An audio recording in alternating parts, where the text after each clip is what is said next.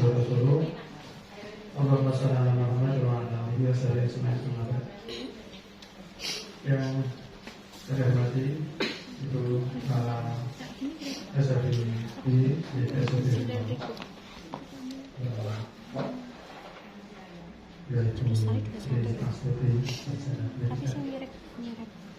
Bapak Ibu Guru SLBB, SLBC yang kami hormati, dan insya Allah dirahmati Allah SWT oleh Yang Maha Esa, wabil khusus dan Ibu Francisca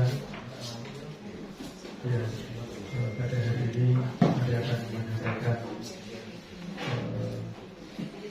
presentasi dalam rangka pelaksanaan kegiatan CGT Bersalon Guru Pemuda untuk penyampaian aksi nyata dari program kegiatan yang dilaksanakan selama kegiatan CGT. Salam dan salam tidak lupa pada saudara dan Nabi Sallallahu Alaihi Wasallam yang biasa kita bisa akhir. Untuk tingkat waktu berikut Bapak sampaikan susunan acara pada KPD ini. Yang pertama pembukaan, acara yang kedua sambutan, dan acara yang ketiga acara inti yaitu presentasi CGT kita salam guru dan yaitu Ibu Francisca Dayanti Sasabia. Acara keempat lain-lain dan acara kelima penutup. Bapak Ibu, mari pertemuan kita pada siang hari ini kita buka bersama dengan baca basmalah. Bismillahirrahmanirrahim. Kita masuk acara yang kedua, kita acara sambutan dari kepala sekolah seperti Filosofi Molong yang ada bagian nanti oleh dari Ibu Tri Astuti Sasana Berkat kepada Ibu Tri Astuti.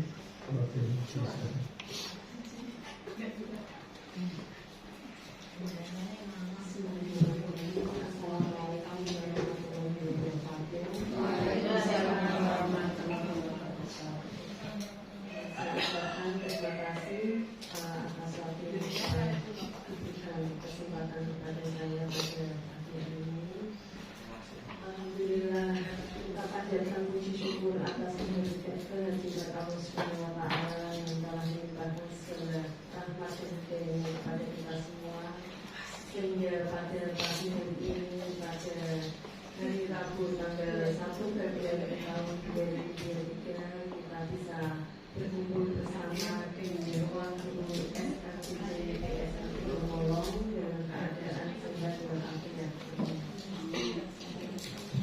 Mohon maaf sebelumnya, di sini saya mewakili Ibu Putri selaku kepala sekolah SLBC.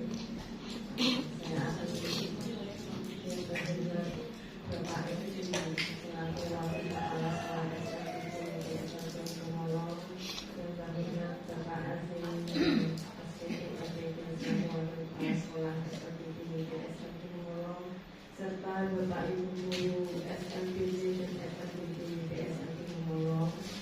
Pada pagi hari ini saya ucapkan terima kasih atas kehadiran panjenengan semua.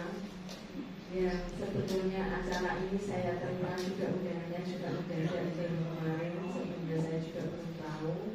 Pada pagi hari ini kita diundang bersama-sama untuk menghadiri acara presentasi CGP atau calon guru penggerak yang atas nama Mbak Siska. Pada kali ini Mbak Siska akan mempresentasikan aksi nyata dalam program tersebut. Kami harap untuk Bapak Ibu guru yang terutama yang masih muda-muda ini, kita harapkan panjenengan semua bisa mengikuti jejak Mbak Siska. Jangan minder, jangan takut. Mbak Anita sendiri cawang, kayaknya cawang ini. Bapak Ibu guru panjenengan semua kami harapkan untuk mengembangkan SLB kita, baik SLBB maupun SLBJ. Mari kita bersama-sama untuk melangkah lebih maju ke depan apalagi sekarang banyak ini deh untuk dituntut menjadi guru penggerak dan sekolah penggerak. Dan alhamdulillah di SLBJ sudah ada satu Mbak Siska. Saya ucapkan terima kasih atas semua jerih payah panjenengan. Semoga nanti apa yang jenengan peroleh selama ini bisa ditularkan atau bisa disampaikan, bisa diajarkan ke teman-teman semua, terutama yang Bapak Ibu masih muda. Ini saya lihat SLBB dan SLBJ itu sekarang banyak penerus yang masih muda-muda semua. Tidak menutup kemungkinan juga untuk Bapak Ibu guru yang ASN, saya kira juga masih bersemangat ya. Saya kira sambutan saya mewakili Ibu Putri begitu, nanti bisa dilanjutkan pada acara ini. Mbak Siska, saya ucapkan terima kasih. Assalamualaikum warahmatullahi wabarakatuh.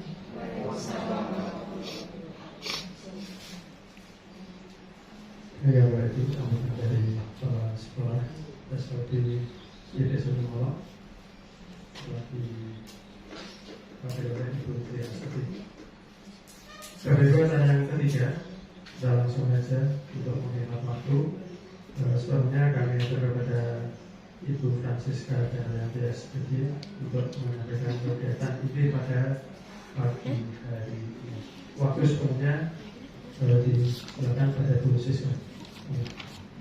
Terima kasih Pak Edi. Sebelumnya Assalamualaikum warahmatullahi wabarakatuh. Tidak perlu perkenalan ya Bapak Ibu karena sudah setiap hari berkumpul bersama. Jadi di sini saya selaku calon guru penggerak dari Kabupaten Sragen angkatan yang ke-7. Dan kebetulan saya itu baru satu-satunya dari Kabupaten Sragen yang dari sekolah luar biasa. Jadi sebelum saya menuju ke materi, di sini saya akan memberikan gambaran calon guru penggerak itu seperti apa sih. Jadi calon guru penggerak itu atau program guru penggerak ini nantinya akan mencetak para guru-guru yang berkualitas, guru-guru yang memang benar-benar berkompeten untuk memajukan dunia pendidikan bagi negara Indonesia. Diharapkannya seperti itu. Jadi saya tidak henti-hentinya untuk mengajak Bapak Ibu guru yang masa kerjanya masih ada 10 tahun atau masa kerjanya lebih dari 10 tahun. Monggo kita ikut program guru penggerak. Bu Yanti juga masih bisa, Pak Amber bisa, Mbak Kate, Mbak Nita, Budi, Pak Wahyu, Mbak Elina, Mbak Merani dan semuanya yang ada di sini masih bisa. Yang penting masa kerjanya masih ada 10 tahun. Monggo yang sudah bisa ataupun yang sudah memenuhi syarat bisa langsung daftar calon guru penggerak. Enak Bapak Ibu, nanti seperti saya bisa kenal ke teman-teman yang lain sekabupaten. Walaupun pas awal ya Pak Edi, waktu pembukaan di SMP 1 Sragen, SLBB tidak disebut Bapak Ibu karena hanya 1 orang. Gitu. Jadi yang disebut BTK, PAUD, SMA, SMK, seperti itu. Jadi SLB itu saya ngomong, kok nggak disebut ya? Gitu. Cuma seperti itu, tapi alhamdulillah sudah diingatkan Pak Edi untuk selanjutnya bisa disebut ketika ada kegiatan seperti itu. Dan alhamdulillah Pak Edi, karena jenengan juga sudah mengumpulkan waktu itu, sekarang SLB ketika ada loka karya itu sudah disebutkan, walaupun cuma ada 1. Itu nih. Dan Bapak Ibu, apabila dari SLBB maupun SLBJ ada yang mau ikut program guru penggerak, saya bisa dan bersedia untuk membantu. Tapi yang membantu sebisa saya, karena nanti tanggal 8 saya sudah aktif lagi untuk mengikuti program di paket modul yang kedua, seperti itu. Tapi ini sudah bisa daftar Bapak Ibu.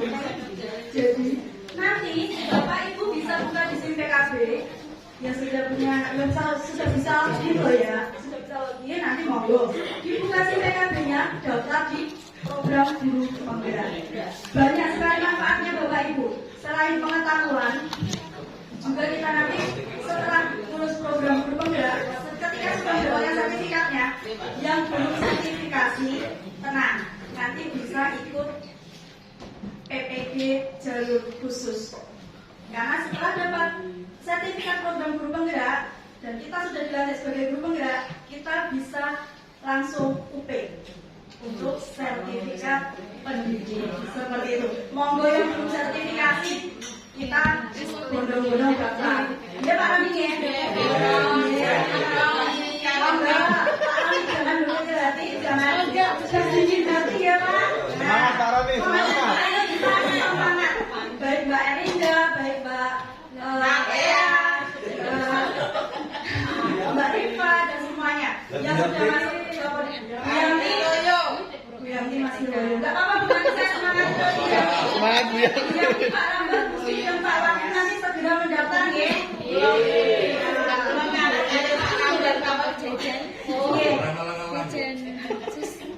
Oke, kita masuk ya Bapak Ibu. Di sini saya sebenarnya sudah menyelesaikan paket modul 1 dalam program guru penggerak. Seperti karena nanti ketika di program guru penggerak saya ada 3 paket modul.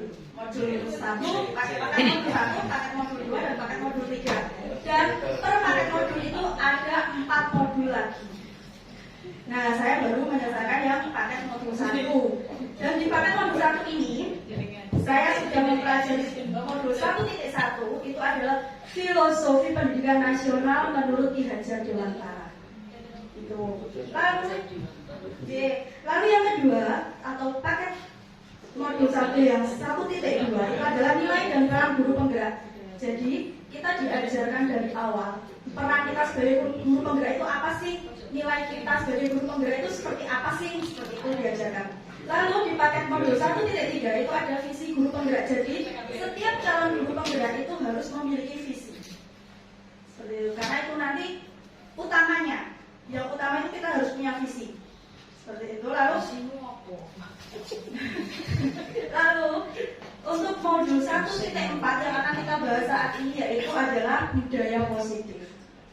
Budaya positif di kelas maupun di sekolah. Seperti itu.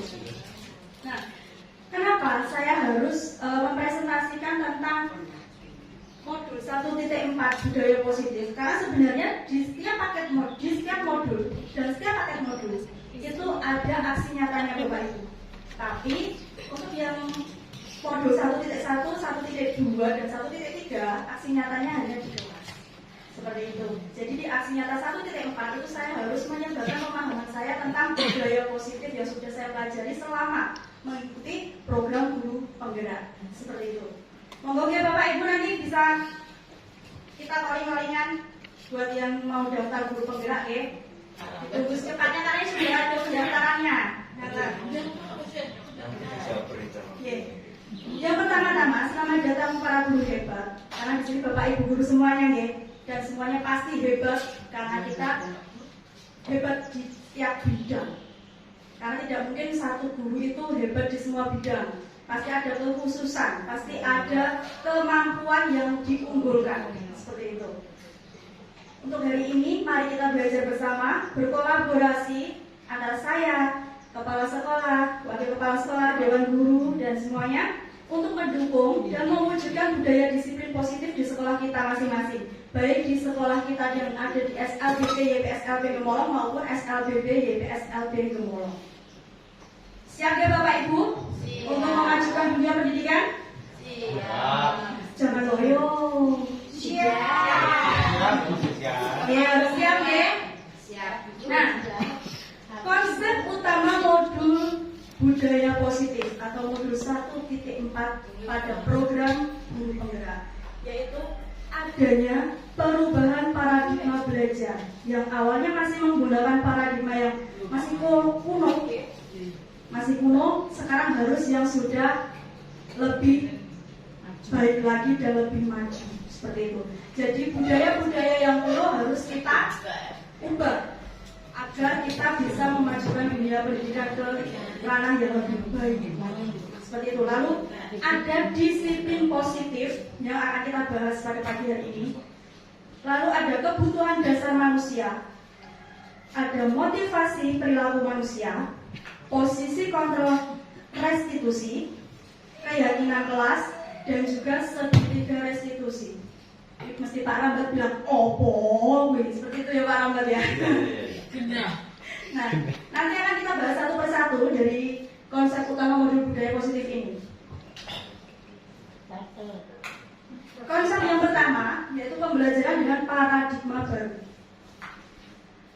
Nah, pembelajaran ini dirancang berdasarkan prinsip pembelajaran yang terdiferensiasi, sehingga setiap siswa belajar sesuai dengan kebutuhan dari tahap perkembangannya untuk mewujudkan profil pelajar Pancasila. Jadi di sini siswa itu belajar sesuai dengan kebutuhan, dan guru harus memenuhi kebutuhan para siswa tersebut.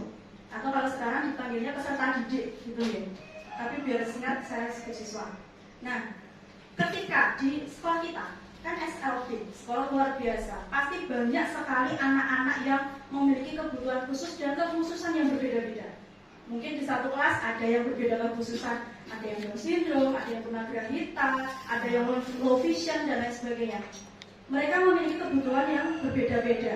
Jadi kita bisa menggunakan pembelajaran yang berdiferensiasi, pembelajaran antara per individu. Kita bisa mengajar dulu yang Down syndrome, nanti kalau sudah kita ke yang tunagrahita, terus setelah itu kita yang ke low vision, seperti itu bisa di sekolah kita. Mungkin kalau di SLB itu bisa nih, SLB, TK, PAUD itu bisa. Tapi pembelajaran yang berdiferensiasi untuk yang jenjang SD, SMP dan SMA maupun SMK, pembelajaran ini ternyata masih sulit Bapak Ibu. Karena dalam satu kelas lebih dari 20 siswa. Nanti kalau kita melakukan pembelajaran yang berdiferensiasi, waktunya sangat terbatas. Kalau kita, karena satu kelas itu ada yang 5, ada yang 6, ada yang 7, seperti itu, masih bisa menggunakan pembelajaran yang berdiferensiasi. Gitu ya, saya rasa semua yang ada di sini juga seperti itu. Kita sudah melakukan. Tenang Bapak Ibu, jadi program guru penggerak ini, awalnya saya juga deg-degan. Nah ini kok opos, harus dibahas opos, dipelajari. Tapi ternyata setelah saya masuk, ternyata semua hal yang dipelajari di program guru penggerak, ternyata saya sudah pernah melakukan. Seperti itu.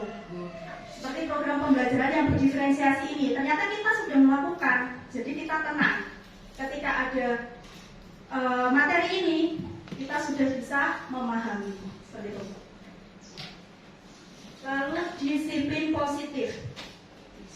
Nah, ini pembahasan utama sebenarnya. Dalam budaya kita, makna kata disiplin adalah sesuatu yang dilakukan seseorang pada orang lain untuk mendapatkan kepatuhan. Kita cenderung menghubungkan kata disiplin dengan ketidaknyamanan. Nah, kenapa? Disiplin. Apa yang pertama kali Bapak Ibu pikirkan ketika mendengar kata disiplin? Apa Bapak Ibu? Aturan. Ada lagi? Nah, yang paling membekas di ingatan kita pasti disiplin itu adalah aturan yang baku. Dan kalau kita melanggar, itu pasti kena sanksi. Seperti itu ya Bu, Bapak Ibu. Jadi disiplin itu biasanya dikaitkan dengan ketidaknyamanan. Sama seperti kita. Ketika ada anak yang tidak disiplin, misalkan di dalam kelas masih pakai hoodie seperti muridnya Bu Era ya Bu, seperti itu.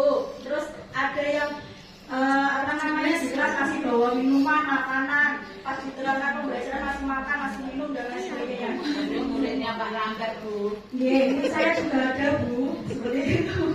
Jadi lalu nanti kalau kita ingatkan tentang kedisiplinan, pasti mereka langsung tidak nyaman. Karena apa? Pasti anak-anak itu akan berpikir, oh berarti ini gak oleh, aku bisa ini. Seperti itu. Karena paradigmanya itu ketika disiplin, kalau kita melanggar kedisiplinan berarti akan dimarahi. Yang tertanam di ingatan anak-anak itu seperti itu. Padahal itu tidak boleh. Nah, kalau kita sebagai pendidik itu harus apa?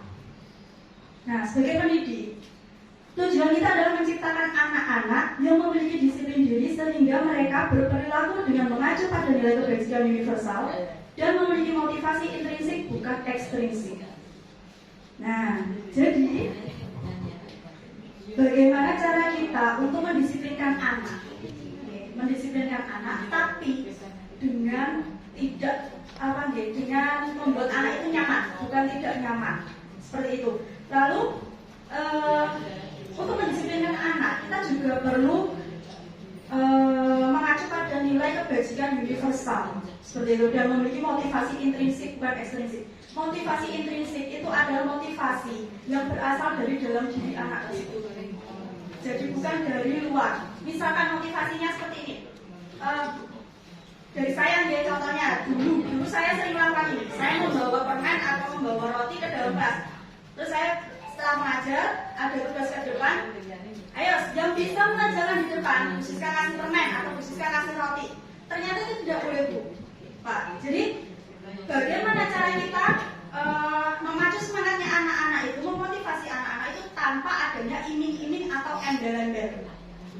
Tidak boleh memberi hadiah, tidak boleh memberikan hukuman, itu tidak boleh ketika di kelas seperti itu. Jadi sebenarnya bukan hadiah saja motivasi ekstrinsik itu, bisa juga dengan wah aku kok nek gak maju, aku kok disenyanyi Bu Siska, kata-kata. Itu juga motivasi ekstrinsik, jadi membuat anak takut sehingga anak itu mau nggak mau maju. Nah seperti itu tidak boleh, Bu, Bapak Ibu. Jadi kita harus menumbuhkan kesadaran dari anak-anak. Wah, saya bisa mengerjakan dan saya harus maju. Berarti itu adalah contoh motivasi intrinsik.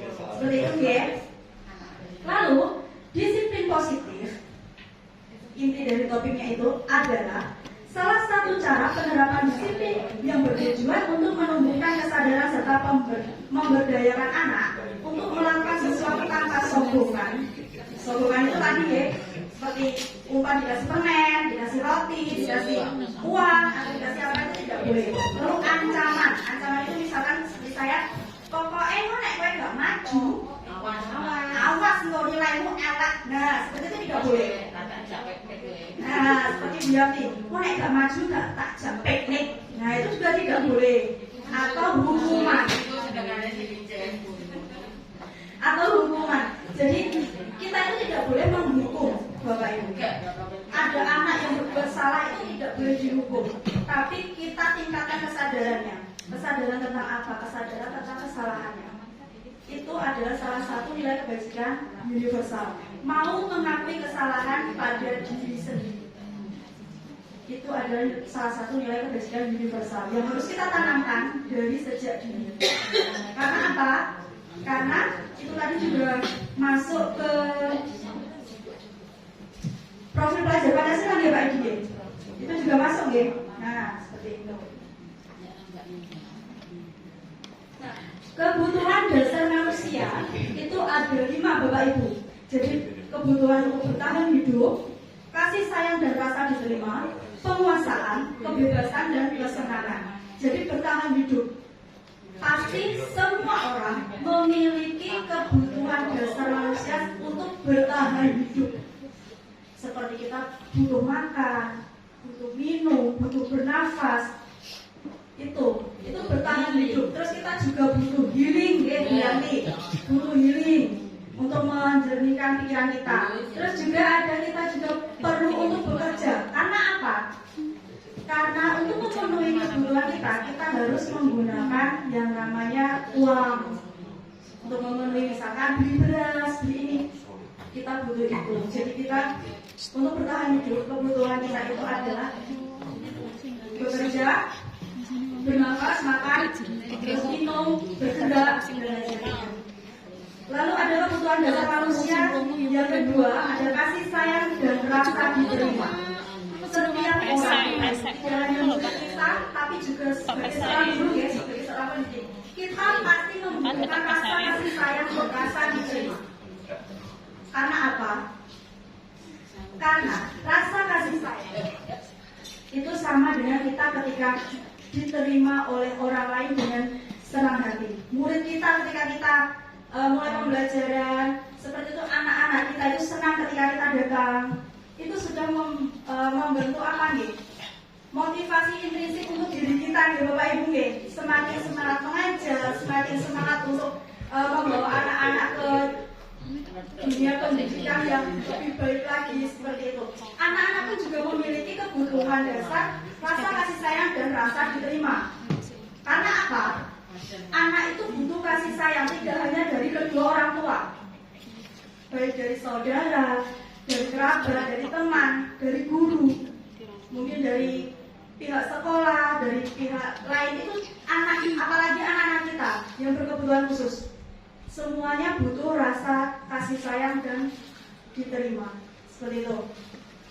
Lalu kebutuhan dasar yang selanjutnya yaitu penguasaan. Bapak Ibu pernah nggak ketika kita diberikan tugas, dan tugas itu sangat penting, Bapak Ibu ingin nggak kalau misalkan saya harus bisa, atau misalkan Bapak Ibu yang ASN, wah harus 4A 4B, aku kudu bisa, saya harus bisa 4A 4B 4C dan seterusnya. Pernah nggak Bapak Ibu? Pasti semua pernah ya. Itu manusiawi dan itu kebutuhan dasarnya. Penguasaan itu harus bersumber dari diri sendiri juga, tidak bisa dipaksakan. Sama seperti saya dulu waktu saya mau ikut guru penggerak, Bapak Ibu cerita sedikit ya. Sebenarnya saya itu tidak ada niatan untuk masuk ke program guru penggerak, Bapak Ibu. Ini jujur saya tidak ada niatan. Karena awalnya itu saya ikutnya itu PPG. Ya, PPG angkatannya Bu Melani. Jadi ada Bu Melani, saya, Pak Angga dan Pak Riyadi. Ternyata ya lolos hanya Mbak Melani. Nah, ketika saya nggak lolos, saya terus cari-cari lagi di PKB itu, ternyata ada program guru penggerak dan ternyata pendaftarannya masih bisa.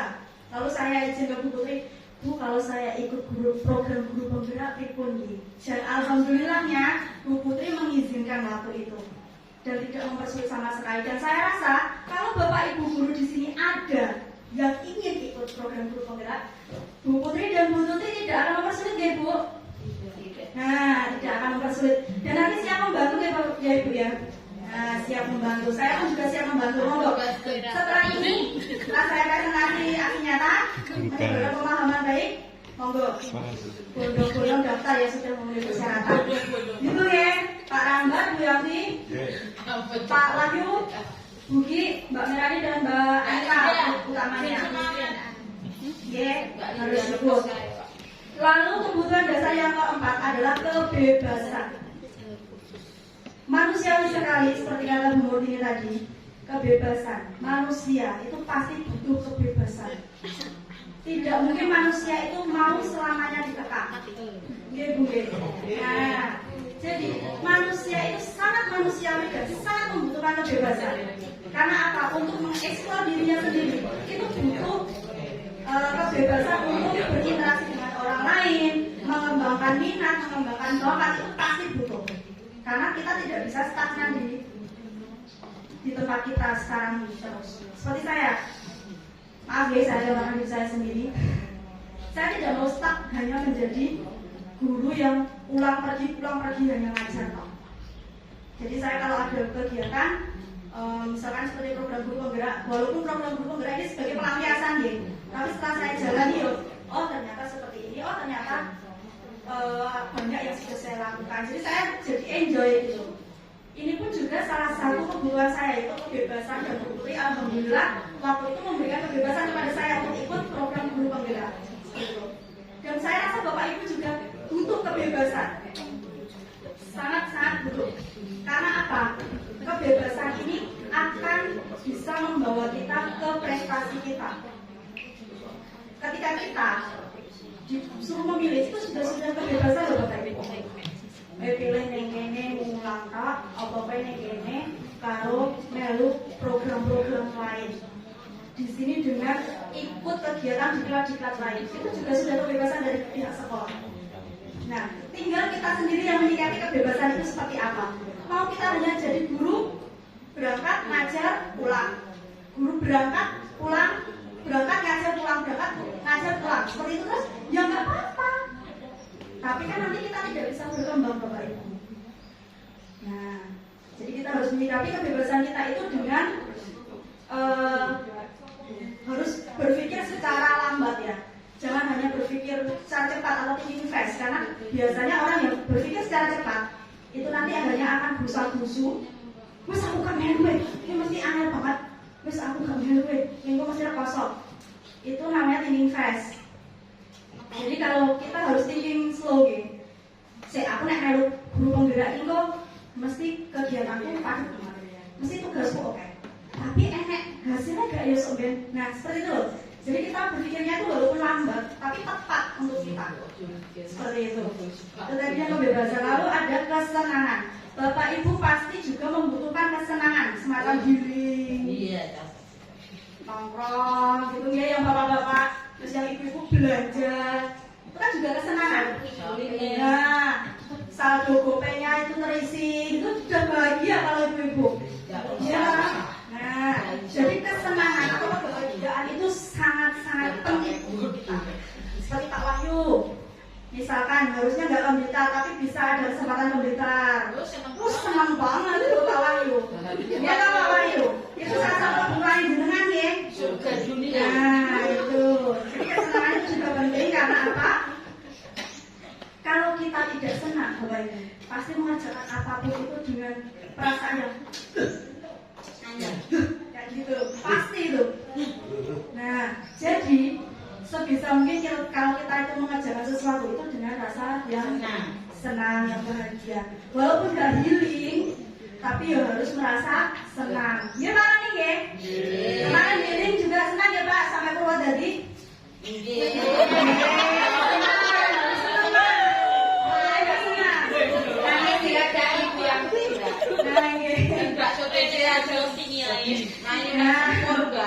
Lanjut ya Bapak Ibu ya.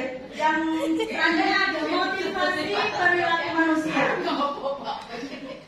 Motivasi merupakan dorongan yang timbul pada diri seseorang secara sadar atau tidak sadar untuk melakukan suatu tindakan dengan tujuan tertentu.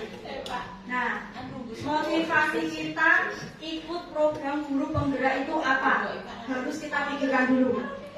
Motivasi itu dorongan, keinginan kita. Ketika saya mengikuti program guru penggerak, yang saya pikirkan itu bukan akhirnya mendukung, tapi menghabiskan waktu karena saya itu pelampiasan nggak terima di PPG. Itu sebenarnya. Tapi setelah lokal karya ternyata dijelaskan nanti seperti ini. Nah, saya sempat seperti itu. Nah, waktunya piye, saya juga sempat seperti itu. Tapi ternyata setelah dijalani, walaupun waktunya padat, walaupun tugasnya banyak, kalau kita sudah ada motivasi di dalam diri kita, insya Allah semuanya akan enteng, enak dijalaninya. Jadi waktu yang walaupun cuma sedikit, tapi ternyata kita bisa seperti itu. Nah, motivasinya ada 3 yang saya cantumkan di sini. Mungkin nanti ada banyak yang bisa dicari sendiri. Yang pertama itu menghindari ketidaknyamanan dan hukuman. Kalau di sekolah itu seperti itu. Menghindari ketidaknyamanan dan hukuman untuk siswa nih. Untuk siswa itu jangan sampai siswa itu tidak nyaman ketika bersama dengan kita. Harus nyaman, senyaman mungkin agar apa? Ketika kita melakukan kegiatan pembelajaran atau kegiatan belajar mengajar, siswa itu gampang. Oh iya Bu, saya paham. Misalkan tulis menerangkan tentang matematika atau bahasa Indonesia, terus tanya ke siswanya, Adit, paham belum Dit? Atau Mentari, paham belum? Ayo. Dan anak itu bisa langsung jawab, iya Bu, paham. Terus nanti dikasih, ayo tadi kita mempelajari apa ya, itu bisa menjawab. Nah, berarti anak itu sudah merasa nyaman dengan kita. Dan kita harus menghindari hukuman. Jadi supaya apa? Hukuman ini dihindari supaya anak-anak itu tidak takut dengan kita. Betul Bu Murti, tidak takut. Terus juga tidak menghindari kita, menghilangkan kita tentang dunia. Itu yang paling penting. Mau aku mau kalau bukai ada, atau mau aku bukai gak jelas. Nah, atau aku mau kalau pakai aku ditinggali terus. Seperti itu. Jadi kita harus mengubah stigmanya anak-anak. Terus hukuman Bu, yang paling penting. Hukuman itu kok nek gak do maju, tugasnya tak akei, itu juga hukuman. Terus nanti ayo bawa panganan, bawa makanan, bawa minuman. Nek dimakan ning jero kelas, engko tak hukum, tak kon ning tiang bendera hormat. Itu juga hukuman dan itu bisa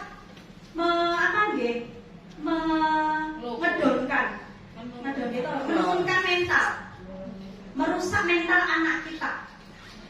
Engko nek nggowo ngene iki, aku kok dihukum. Nah itu. Terus ada lagi. Seperti Arif muridnya Bu Era itu juga seperti itu. Aku Budi, yang penting Bu Siska nggak tahu. Nah, disuruh sama siapa-siapa juga nggak mau pas izinnya Bu dalam kelas. Tapi setelah saya datang, dia buru-buru melepas. Itu tandanya dia takut, insecure dengan saya. Jadi ada yang salah dengan diri saya. Saya tidak boleh melakukan hukuman lagi. Kalau dulu memang saya hukum Bu. Kalau pakai Budi di dalam kelas, Budinya saya ambil, saya taruh kantor, ambilnya pulang sekolah atau saya suruh nyapu atau sesuatu. Ternyata itu salah. Itu bisa merusak mental anak-anak kita. Seperti itu ya. Nah, murid melakukan disiplin diri karena ia takut dihukum. Itu juga salah. Itu nggak boleh. Jadi murid itu harus disiplin sesuai dengan kemauannya mereka sendiri. Tidak boleh takut karena dihukum oleh gurunya, dihukum oleh guru BK, atau dihukum dari kepala sekolah. Itu tidak boleh. Jadi aku harus disiplin supaya aku bisa dapat prestasi, katakanlah. Itu baru motivasi implisit yang harus kita tonjolkan. Tapi kalau melakukan disiplin itu hanya karena takut dihukum, itu salah. Stigmanya sudah salah. Karena ketakutan akan hukuman Bapak Ibu itu termasuk motivasi ekstrinsik, dan itu tidak boleh dilakukan supaya anak bisa nyaman dengan kita, seperti itu. Lalu selanjutnya mendapatkan imbalan atau penghargaan dari orang lain, sama yang seperti saya lakukan di awal tadi ya. Saya membawa roti atau permen atau minuman atau apa yang bisa mengajarkan saya kasih ini. Ternyata itu tidak boleh, karena itu menimbulkan motivasi ekstrinsik, motivasi yang timbul dari luar diri mereka sendiri. Itu tidak boleh. Contohnya yaitu murid melakukan disiplin diri karena ia ingin mendapat imbalan. Imbalannya adalah nilai 100, nilai 95, nilai A, nilai B. Terus nanti kalau juara saya itu saya kasih sepatu, juara satu saya kasih buku, juara satu saya kasih baju. Ini tidak boleh. Karena itu nanti akan menghilangkan motivasi intrinsik dari dalam dirinya. Mereka hanya akan berprestasi itu jika mereka diberi imbalan, dia umum seperti itu. Karena itu tadi juga motivasi ekstrinsik ya, jadi tidak boleh dilakukan. Hal yang selanjutnya, ini adalah yang harus kita lakukan karena ini merupakan salah satu contoh motivasi intrinsik, yaitu menghargai nilai kebajikan diri sendiri. Seperti itu. Jadi kita menghargai diri kita itu seperti apa? Menghargai porsi nilai kita itu seperti apa? Oh saya hanya menengah, oh saya pintar, oh saya kurang, berarti saya harus belajar lagi biar tidak kalah dari Pak Rambat. Itu ya Pak Rambat ya? Iya. Terus contohnya yaitu murid melakukan disiplin diri karena sadar akan nilai kebajikan dirinya. Gitu. Oh aku ini bodoh, oh gak boleh bilang bodoh ya. Oh aku kok kalah sama Bu Mur. Jadi saya harus belajar lagi, saya harus bisa seperti Bu Mur, misalkan seperti itu ya Bu Mur. Atau seperti Pak Edi, oh Pak Edi itu bisa sampai kemana-mana, bisa sampai ke Jepang, bisa sampai ke ini. Oh saya harus seperti Pak Edi, seperti itu. Nah, itu tadi adalah motivasi intrinsik. Jadi tidak boleh ada motivasi ekstrinsik dari dalam diri kita, baik dari murid maupun dari guru. Gitu ya Bapak Ibu ya. Jadi kita jadi guru itu juga jangan mengharapkan imbalan. Nah, misalkan aku kudu ketok apik dhewe ben aku disanjung teman-temanku. Itu tidak boleh. Nggih, ben dilem, ben dikai penghargaan. Itu tidak boleh ternyata. Karena apa? Itu nanti akan mengacaukan motivasi implisit yang ada dalam diri kita. Gitu ya Bapak Ibu ya. Lalu konsep disiplin dengan identitas gagal. Ini yang gagal tadi. Yang gagal itu yang berkaitan dengan hukuman dan juga penghargaan. Hukuman itu tidak diperbolehkan karena apa Bapak Ibu? Karena menyakitkan. Iya, karena menyakitkan Bu. Jadi misalkan ada anak yang berkelahi, terus keduanya kita suruh ke lapangan hormat bendera, ke halaman sekolah hormat bendera selama 30 menit atau sampai pulang sekolah. Ternyata itu menyakitkan Bu. Ketika kita disuruh seperti itu, pasti kita juga ngedumel. Kita juga merasa sakit hati. Jadi itu menyakitkan sekali. Lalu membuat tidak nyaman. Anak-anak kan tidak nyaman Bu. Misalkan membuat kesalahan, datang terlambat atau mungkin berkelahi atau apa, lalu kita beri hukuman, itu tidak akan nyaman untuk mereka. Tuh. Lalu murid akan takut. Ya seperti saya tadi, setiap saya masuk, Arif itu masih pakai hoodie langsung dilepas, jadi dia takut dengan saya. Itu pun sudah membuat Arif itu tidak nyaman. Seperti itu. Memaksa, sifatnya itu memaksa. Jadi Bapak Ibu pernah nggak kalau membuat peraturan di kelas? Nanti kalau yang rame akan Ibu suruh nulis di papan tulis atau mengerjakan tugas di papan tulis. Pernah nggak seperti itu, Bu? Atau memberikan hukuman lain seperti nanti misalkan nyapu atau apa? Semoga tidak ada ya Bapak Ibu, karena itu sifatnya memaksa. Mau tidak mau, murid kalau membuat kesalahan itu harus dihukum. Itu tidak boleh, karena dapat membuat identitas yang gagal, merusak mental anak. Seperti itu. Yang paling kita takutkan yaitu ketika kita menghukum ada anak yang berbuat kesalahan, itu adalah murid menyembunyikan kesalahan. Jadi murid tidak akan mengakui dia itu membuat kesalahan apa. Misalkan buang sampah. Kalau kita sudah stigma dari awal galak, suka menghukum, pasti mengatakan, orang ya Bu, saya tidak membuang sampah sembarangan. Orang ya Bu, aku orang nyaplok baik. Orang ya Bu, aku tidak mematahkan tanaman. Seperti itu. Kalau tidak kita ora popo, Ibu tidak akan marah. Ibu tidak akan menghukum kamu. Pasti nanti anak baru, maaf ya Bu, dek mau ki, aku gak sengaja. Pasti seperti itu. Lalu yang terakhir, murid menjadi rendah diri. Ketika anak kita hukum di depan, terus anak misalkan kalau di sekolah umum pasti ada bagi hukum, warna atau hormat di bendera atau membersihkan apa masuk kelas, ya bagi hukum, ya itu kan ada. Sekolah kita pun ada, ya dia mau berdirikannya aku toh. Nah seperti itu. Jadi nanti anak-anak itu jadi rendah diri, mentalnya menjadi rusak. Jadi mau aku gak alat ngomong kayak mana, aku gak alat awal kayak seperti itu. Kok ndak aku diejek seperti itu. Lalu identitas gagal yang kedua adalah penghargaan. Penghargaan di sini tidak akan efektif Bapak Ibu, karena ketika kita memberikan penghargaan kepada anak semangatnya pada saat itu toh. Setelah itu ya anak biasa lagi, seperti itu. Lalu merusak hubungan. Nah misalkan hubungan antar anak mungkin bisa nih, lah kayak untuk roti aku orang. Nah nanti anak itu akan iri. Di kantor pun juga seperti itu. Guru pun juga bisa seperti itu. Akan merusak hubungan. Ketika yang satu diistimewakan, yang satu tidak. Sama seperti anak, yang satu diistimewakan, yang satu tidak. Yang satu diberi kerjaan banyak, yang satu tidak. Itu nanti akan membuat iri. Jadi kita harus menghindari merusak hubungan ini dengan jalan penghargaan. Tapi sebenarnya juga nggak apa-apa dikasih pekerjaan banyak, itu kan juga kita jadi tahu pekerjaannya seperti apa, seperti itu. Lalu juga kita nanti setelah itu juga pasti juga mendapat imbalannya itu yang tidak. Lalu mematikan kreativitas. Untuk guru mungkin mematikan kreativitas tidak terlalu ya, tapi untuk anak, ketika ada anak yang dikasih imbalan, pasti anak yang lain bakal ngomong, ya wes lah, nggak apa-apa. Oh dia yang lebih baik, aku sendiri lah, seperti itu. Atau yang sudah sering mendapatkan penghargaan, aku seperti anak aja udah dapat penghargaan, ngapain saya harus belajar lagi? Kan seperti itu ya Bapak Ibu. Jadi itu tidak boleh. Penghargaan atau imbalan itu tidak dianjurkan. Kalau bisa malah jangan dipakai, seperti itu. Lalu menghukum dengan sistem ranking. Makanya sekarang tidak ada ranking ya Bapak Ibu ya, hanya mencantumkan nilai. Jadi rankingnya itu sekarang tidak ada ranking 1, ranking 2, ranking 3, ranking 4, itu kan tidak dicantumkan ya.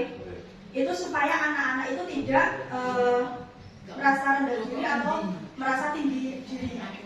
Aku pintar deh, atau kok nilai itu rendah diri ya, seperti itu. Tidak boleh. Jadi sekarang tidak ada rankingan untuk di rapor, seperti itu. Lalu merampas hak menghargai dirinya. Nah, misalkan ada anak olahraga, melayu keluar banter, oh my, aku kok kalah ya sama dia. Nah, nanti yang akan dipakai terus itu yang larinya cepat ini kalau di bidang olahraga. Padahal yang anak yang larinya tidak kencang gitu, belum tentu dia tidak bisa meningkatkan kemampuan. Padahal belum tentu anak yang larinya paling kencang ini larinya akan stabil terus.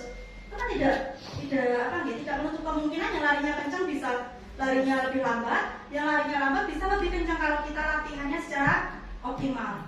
Seperti itu. Jadi jangan merampas hak untuk menghadapi diri. Jadi semuanya harus disamaratakan. Gitu ya Bapak Ibu. Baik antara dewan guru dengan kelas gawatnya maupun antara murid dengan murid yang lainnya. Itu seperti itu. Nah, konsep disiplin dengan identitas sukses yaitu melalui 2 tahap, yaitu ada konsekuensi dan juga ada restitusi. Identitas sukses melalui konsekuensi yaitu penguatan jangka pendek. Nah, konsekuensi ini biasanya kita tanamkan kepada murid kita. Itu di penguatan jangka pendek. Jadi ketika anak berbuat salah, kita harus memberikan konsekuensi, atau kita harus membuat keyakinan kelas dulu sebelum kita melakukan tindakan kepada anak. Bapak Ibu sudah pernah ada yang membuat keyakinan kelas, kesepakatan kelas? Menurut Bapak Ibu belum ya? Oh Mbak sudah ya? Alhamdulillah. Jadi kesepakatan kelas dan keyakinan kelas ini sebenarnya hampir sama Bapak Ibu. Kalau saya sekarang setiap mau mulai pembelajaran itu saya melakukan kesepakatan kelas dengan cara yang simpel-simpel saja Bapak Ibu. Seperti hari ini kita mau belajar apa? Kalau misalkan di jadwal itu ada matematika, bahasa Indonesia atau tematis, hari ini kita belajar tematik ya anak-anak. Di matematika aku gak pengen. Misalkan seperti itu. Kalau anak saya seperti itu, aku gak pengen matematika. Yowes, oke. Kita kesepakatan aja. Hari ini kita mau belajar apa? Oke, nggak usah sesuai jadwal nggak apa-apa. Apa? Pengennya apa? Gitu. Bu, saya pengen belajar nulis braille. Gitu. Karena anak saya itu tunanetra gitu. Bu, aku pengen belajar braille. Ya sudah, itu kita belajar braille. Pelajaran kita adalah menulis braille, belajar nulis braille, tapi dengan ada konsekuensinya. Ketika belajar menulis huruf braille atau angka dalam braille, kita nanti harus sungguh-sungguh. Kamu nggak boleh celelekan, kamu nggak boleh ini. Nah, itu konsekuensinya. Terus misalkan nanti pas istirahat kita mau apa ya? Atau pas olahraga kita mau olahraga apa?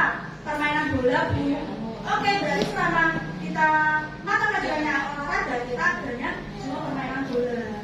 Itu bisa sepak bola, bisa juga misalkan bola basket atau kasti atau apa yang berhubungan dengan bola, seperti itu. Lalu menstimulus dan respon. Kita membuat stimulus-stimulus yang positif untuk anak-anak kita dan juga merangsang respon mereka. Lalu murid menghormati peraturan. Peraturan ini Bapak Ibu, peraturan itu tidak boleh diputuskan oleh Bapak Ibu guru maupun dari pihak sekolah, baik dari kepala sekolah, baik itu dari dewan guru, baik itu wakil kepala sekolah, dari kesiswaan itu ternyata tidak boleh. Jadi peraturan itu Bapak Ibu, peraturan yang benar itu disepakati antara murid, guru, kepala sekolah dan warga sekolah. Seperti itu. Gitu ya. Jadi nanti guru tidak boleh, wah ini kelas gak itu bawa makan, kamu di dalam kelas gak boleh bawa minuman, kamu di dalam kelas gak boleh makan, itu gak boleh. Karena berarti yang memutuskan hanya dari guru. Gitu. Jadi kita harus mengajar siswa. Bagaimana caranya supaya siswa itu ayo nanti kalau di dalam kelas boleh makan nggak ya, kita kesepakatan dulu. Nanti di dalam kelas kita boleh bawa makanan dan minuman nggak ya? Gitu. Kalau misalkan boleh Bu, kalau boleh konsekuensinya apa? Misalkan ada yang bilang tidak boleh berisik, harus tetap memperhatikan penjelasan dari Bapak Ibu guru. Nggak apa-apa, itu namanya adalah konsekuensi tadi. Jadi kita membuat peraturan berkolaborasi antara pihak sekolah dan juga siswa. Lalu kehilangan waktu untuk merenungi kesalahan. Ya, seperti itu. Lalu yang kedua, ada identitas sukses melalui restitusi. Murid bertanggung jawab atas perilakunya. Jadi murid itu sebisa mungkin kita respon dan kita rasa itu untuk bisa dan mau mengakui kesalahan dan juga mau mempertanggungjawabkan apa yang sudah dia lakukan, seperti itu. Lalu juga harus fokus pada pemecahan masalah jangka panjang, jangan hanya jangka pendek, seperti yang saya contohkan di depan tadi. Lalu murid menghormati dirinya dan orang lain, jadi tidak seenaknya sendiri murid itu. Lalu ada teori kontrol, jadi tidak hanya murid tapi juga guru itu harus bisa memegang kontrol atas dirinya sendiri. Jadi kontrol itu tidak bisa dipegang oleh orang lain, seperti itu. Saya tidak akan bisa mengontrol Pak Roni, saya tidak bisa mengontrol Bu Suri, saya tidak bisa mengontrol Bu Suri. Begitu pun sebenarnya, Bu Putri tidak bisa mengontrol saya, Bu Suri tidak bisa mengontrol saya, Pak Roni tidak bisa mengontrol saya. Tapi yang bisa mengontrol adalah diri saya sendiri.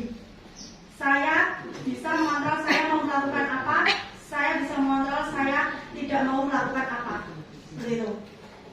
Lalu murid itu bersemangat memperbaiki kesalahan. Ketika murid berbuat kesalahan, murid juga mampu atau bisa semangat untuk memperbaiki kesalahan. Misalkan kalau ada salah dengan orang lain itu bisa minta maaf atau mengakui kesalahan di depan gurunya, di depan teman-temannya, seperti itu. Nah, konsep disiplin pendekatan restitusi adalah sebuah cara menanamkan disiplin positif pada murid. Nah, restitusi sendiri itu adalah proses menciptakan kondisi bagi murid untuk memperbaiki kesalahan mereka, sehingga mereka bisa kembali pada kelompok mereka dengan karakter yang lebih kuat. Seperti itu. Jadi, menciptakan kondisi bagi murid untuk memperbaiki kesalahan. Ini praktek yang sering kita lakukan di sekolah. Ketika ada anak yang melakukan kesalahan, pasti kita tanya, kamu tadi ngapain? Misalkan tidak mengakui, belum mengakui kesalahannya, nanti kita bisa tanya lagi, nggak apa-apa, Bu Siska juga pernah membuat salah, katakanlah, atau Bu Murtini juga pernah membuat salah, atau semua orang pernah membuat salah, nggak apa-apa. Jadi kamu bisa kok mengakuinya tanpa harus ada hukuman ataupun ada tendensi apapun, seperti itu. Nah, dengan seperti itu, akhirnya kita akan membuat karakter anak yang lebih kuat. Jadi dia berani mengakui kesalahannya. Terus dia juga berani bertanggung jawab atas kesalahannya. Misalkan, ya Bu, tadi saya memecahkan gelas.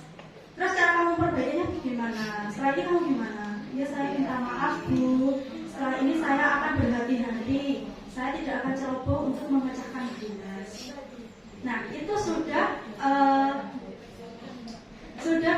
salah satu contoh untuk memperkuat karakter anak. Lalu ciri-ciri restitusi itu ada bukan menebus kesalahan, namun belajar dari kesalahan. Jadi setelah dia melakukan kesalahan dan juga meminta maaf dan juga sudah berjanji untuk tidak mengulangi kesalahannya lagi, anak akan belajar untuk berani mengakui kesalahan. Untuk selanjutnya, waktu selanjutnya ketika berbuat salah, anak akan berani mengakui kesalahan. Seperti itu. Lalu juga anak akan belajar dari kesalahan. Oh, berarti kalau saya lari-larian di dalam kelas itu saya tidak boleh. Nanti nabrak teman, katakanlah, atau nyenggol apa, jatuh, pecah, seperti itu. Lalu memperbaiki hubungan yang awalnya kurang baik menjadi baik. Lalu tawaran bukan paksaan, sama yang seperti saya contohkan di awal tadi, yaitu